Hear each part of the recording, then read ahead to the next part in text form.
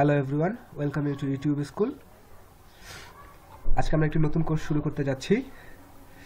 ছবিটা দেখেই অনেক হয়তো বুঝে যাচ্ছে আজকে আমরা কী নিয়ে নতুন একটা কোর্স শুরু করতে যাচ্ছি। তারপরেও কোর্সটা শুরু করার আগে আমরা একটু পিছন থেকে কিছু জিনিস জেনে আসব। আমরা যে কম্পিউটার ইউজ করি, কম্পিউটারের মেজর কয়েকটা পার্ট আছে। এক নাম্বার হচ্ছে সিপিইউ, সেন্ট্রাল প্রসেসিং ইউনিট, আমরা সবাই জানি। দ্বিতীয় হচ্ছে তার মেমোরি, কম্পিউটারের মেমোরি। আর তৃতীয় হচ্ছে তার input output device, IO device. এখন তার সিপিইউটা কি? সিপিইউটা হচ্ছে যেটাকে আমরা বলতেছি microprocessor, simply called as microprocessor, বা সিপিইউকে আমরা কম্পিউটারের ব্রেনও বলতে পারি। মেমোরিটা কি? আমার ইনস্ট্রাকশনগুলো বা আমার কোনো একটা ডাটা রাখার জন্য, সেটাকে অ্যাক্সেস করার জন্য হচ্ছে আমার মেমোরি দরকার। আর ইনপুট আউটপুট ডিভাইস কি? যে ডিভাইসগুলির মাধ্যমে আমি কম্পিউটারে কোনো ইনফরমেশন দিতে পারতেছি বা কম্পিউটারের কোনো একটা আউটপুট দেখতে পাচ্ছি। যেরকম আমি যদি ইনপুট ডিভাইস বলতে মাউস বলতে পারি, তারপরে কিবোর্ড বলতে পারি, আউটপুট ডিভাইস মনিটর। আমাদের নতুন কোর্সটা হচ্ছে আমরা মাইক্রোপ্রসেসর নিয়ে আলোচনা করব। তো যে কে চলে যায় আমাদের কোর্সে। মাইক্রোপ্রসেসর কি?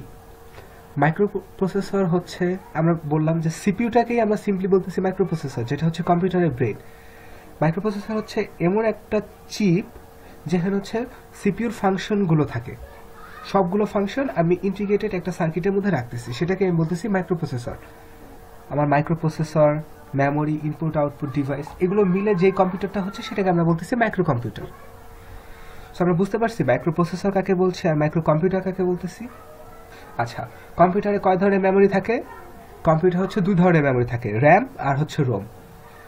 র্যাম হচ্ছে র্যান্ডম অ্যাক্সেস মেমোরি বা রিড রাইট মেমোরি, যেটা হচ্ছে একটা ভোলাটাইল মেমোরি।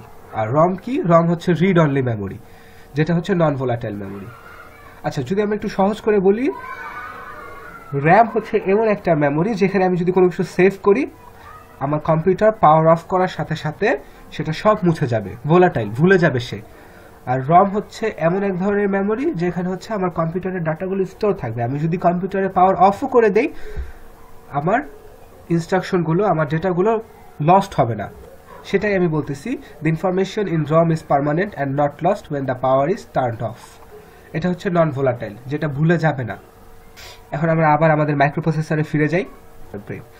এখন আমার সিপিইউর সাথে আমার মেমোরি বা আমার ইনপুট আউটপুট ডিভাইসের তো কিছু কানেকশন থাকতে হবে। আমরা যদি পিসি খুলি, আমরা দেখি যে আমার সিপিইউ, যেটা এখন হচ্ছে আমরা সবাই প্রায় ইন্টেলের মাইক্রোপ্রসেসর ইউজ করি, যে আমার ওটার সাথে, আমার সিপিইউর সাথে মেমোরি বা ইনপুট আউটপুট ডিভাইসগুলো হচ্ছে ওয়্যারের মাধ্যমে কানেক্টেড থাকে।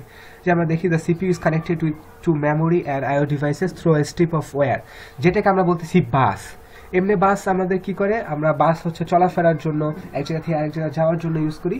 আর এখানে যে রোডটা বা যে ওয়েটা আমরা ইউজ করতেছি, যে অনেকগুলো তারের একটা স্ট্রিপ অফ ওয়্যার্স, সেটাকে আমরা বলতেছি বাস, যেটা হচ্ছে আমাদের কম্পিউটার ইনফরমেশন এক জায়গা থেকে আরেক জায়গায় ক্যারি করার কাজে আমরা ইউজ করতেছি।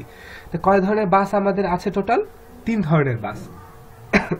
সরি, একটা হচ্ছে অ্যাড্রেস বাস, 2 হচ্ছে ডাটা বাস, 3 হচ্ছে কন্ট্রোল বাস।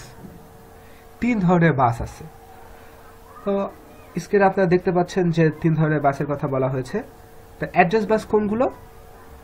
Address bus হচ্ছে, the address bus is used to identify the memory location or IO device the processor intends to communicate with. একটু সহজ করে বলি, আমার প্রসেসর যেই মেমোরি লোকেশন বা যেই আইও ডিভাইসের সাথে কমিউনিকেট করতে চাচ্ছে, কানেক্টেড হতে চাচ্ছে, সেই মেমোরি লোকেশন বা আইও ডিভাইসের অ্যাড্রেসটা আইডেন্টিফাই করার জন্য আমরা যেই ধরনের বাস ইউজ করতেছি সেটাকে বলতেছি আমরা অ্যাড্রেস বাস। আমরা নর্মালি যেই সিপিইউ নিয়ে আলোচনা করব এই থ্রু আউট দিস কোর্স, সেটা হচ্ছে 8086 সিপিইউ বললাম, 8086 মাইক্রোপ্রসেসর নিয়ে আমরা আলোচনা করব, যার অ্যাড্রেস বাস হচ্ছে 20 বিট। যদিও আমরা এখন আরও বেশি ইউজ করি, কিন্তু যেহেতু আমরা 8086 নিয়ে আলোচনা করব, সো আমরা জেনে রাখি যে তার অ্যাড্রেস বাসের হচ্ছে 20 বিট। আচ্ছা, তা এখন আমরা একটা জিনিস মনে করি যে অ্যাড্রেস বাস হচ্ছে আমাকে বলে দিচ্ছে যে কোন অ্যাড্রেসে, আমাকে আইডেন্টিফাই করতে হেল্প করতেছে যে কোন অ্যাড্রেসে আমার মেমোরি লোকেশন আমি ইউজ করতেছি বা কোন আইও ডিভাইসটা আমি ইউজ করতেছি, কমিউনিকেট করতে চাচ্ছি সেটা। সিমিলারলি এটা হচ্ছে আমাকে বলতেছে যে মেমোরি লোকেশন আর আইও ডিভাইস। তো আমি যদি কোনো একটা ডাটা আমি কম্পিউটার থেকে কোনো একটা ডাটা অ্যাক্সেস করতে চাচ্ছি বা কোন ডাটা আমি রিড করতে চাচ্ছি বা রাইট করতে চাচ্ছি, সেটার জন্য তো আমার এক ধরনের বাস লাগতেছে, সেটাকে আমি বলতেছি হচ্ছে data bus. Data bus is used by the CPU to get data from or to send data to the memory or the IO device. ওটা হচ্ছে আমার আইও ডিভাইস বা মেমোরির লোকেশনটা আমি জানতেছি অ্যাড্রেস বাসের মাধ্যমে, আর ডেটা বাসের মাধ্যমে হচ্ছে আমি আমার মেমোরিতে বা আইও ডিভাইসে কোনো একটা ডাটা পাঠাচ্ছি বা নিতেছি। ডাটা বাসের রেঞ্জ উইথের উপরে ডিপেন্ড করে আমরা মাইক্রোপ্রসেসরকে ক্লাসিফাই করি। যেরকম আমি যদি বলি যে এটা হচ্ছে আমার একটা 16 বিট মাইক্রোপ্রসেসর, তার মানে আমাকে বুঝতে হবে ডাটা বাস হচ্ছে 16 বিটের। আমি যদি বলি যে এটা একটা 64 বিট মাইক্রোপ্রসেসর, তাহলে হচ্ছে সেটা আমি বলবো যে এটা হচ্ছে এটার অ্যাড্রেস এটার ডেটা বাস হচ্ছে 64 বিটের। ক্লিয়ার? আচ্ছা, এরপর আসতেছে হচ্ছে কন্ট্রোল বাস। কন্ট্রোল বাস সম্পর্কে কি বলছে? How can we tell if the address on the bus is memory address or the IO device? আমি অ্যাড্রেস বাসের মাধ্যমে একটা অ্যাড্রেস পেলাম, সেটা কিসের অ্যাড্রেস, আমার মেমোরি অ্যাড্রেস নাকি আইও ডিভাইসের অ্যাড্রেস, সেটা আমি যেই বাসের মাধ্যমে জানতে পারবো সেটাকে বলতেছি আমি কন্ট্রোল বাস। যখনই আমার প্রসেসরে কোনো একটা অ্যাড্রেস আসতেছে, সেটা একটা সিগন্যাল জেনারেট করবে। 4 ধরনের সিগন্যাল সে দিতে পারে কন্ট্রোল বাসের মাধ্যমে: memory read, memory write, IO read and IO write. So আমার যে অ্যাড্রেসটা অ্যাড্রেস বাসের থ্রুতে আমার সিপিইউতে আসতেছে, সেটা কোন ধরনের অ্যাড্রেস, মেমোরি অ্যাড্রেস নাকি আইও ডিভাইসের অ্যাড্রেস, সেটা আমি কনফার্ম হচ্ছি বা সেটা আমি জানতে পারছি একটা কন্ট্রোল বাসের মাধ্যমে। অ্যাড্রেসটা আসার সাথে সাথে কন্ট্রোল বাসে যে কোনো একটা সিগন্যাল জেনারেট হয়ে যাচ্ছে, সেটাকে আমি বলতেছি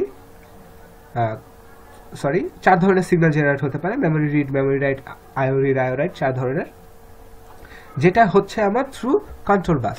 সো 3 ধরনের বাসের কাজ সম্পর্কে আমরা জানলাম: অ্যাড্রেস বাস, ডেটা বাস, কন্ট্রোল বাস।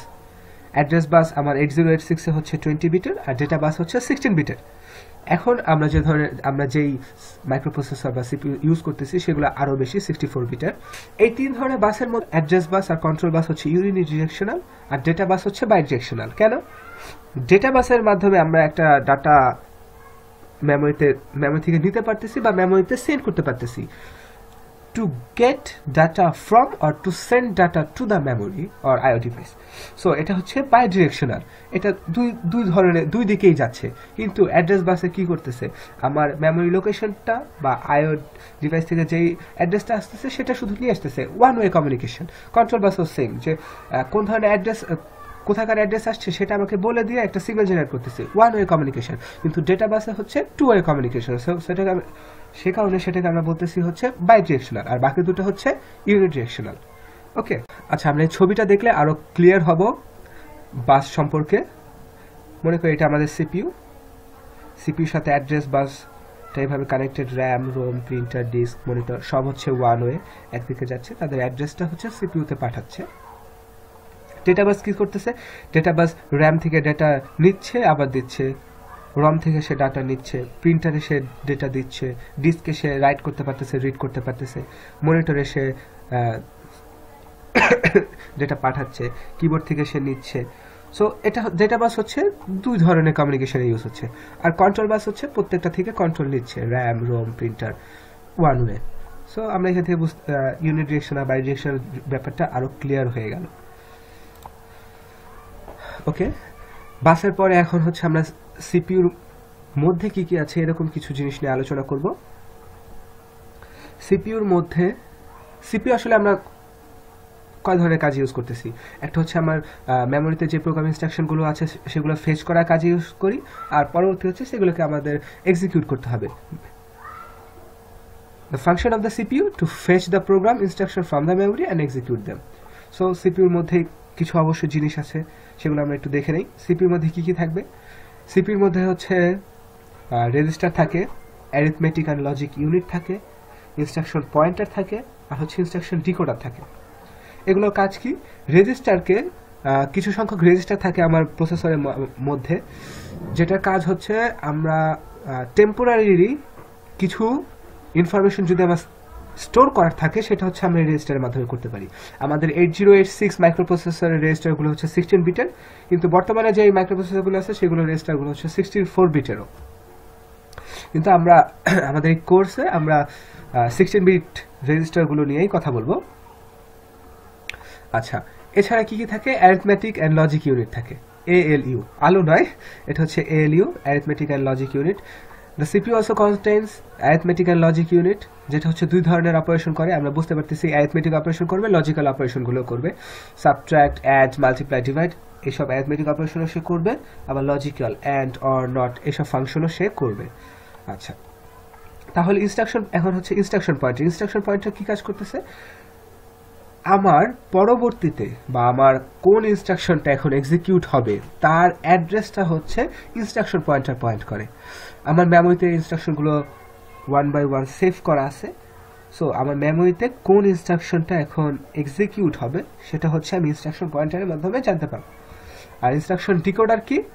ইনস্ট্রাকশন ডিকোডার হচ্ছে আমার সিপিইউ মেমোরি থেকে যে ইনস্ট্রাকশনটা ফেচ করতেছে সে তো সেটা ডিরেক্টলি বুঝতে পারবে না, যেহেতু আমার ব্যাকএন্ডে যা আছে সবই হচ্ছে মেশিন কোড।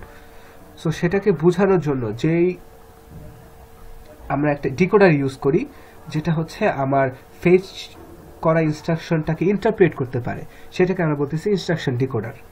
ওকে, আমরা একটা ছবি দেখলে একটু ক্লিয়ার হব। আমরা দেখতেছি অ্যাড্রেস বাসের মাধ্যমে এখানে ইনস্ট্রাকশন পয়েন্টার হচ্ছে অ্যারিথমেটিক লজিক ইউনিটে ইনস্ট্রাকশন আমার সিপিইউতে দিচ্ছে যে হ্যাঁ এই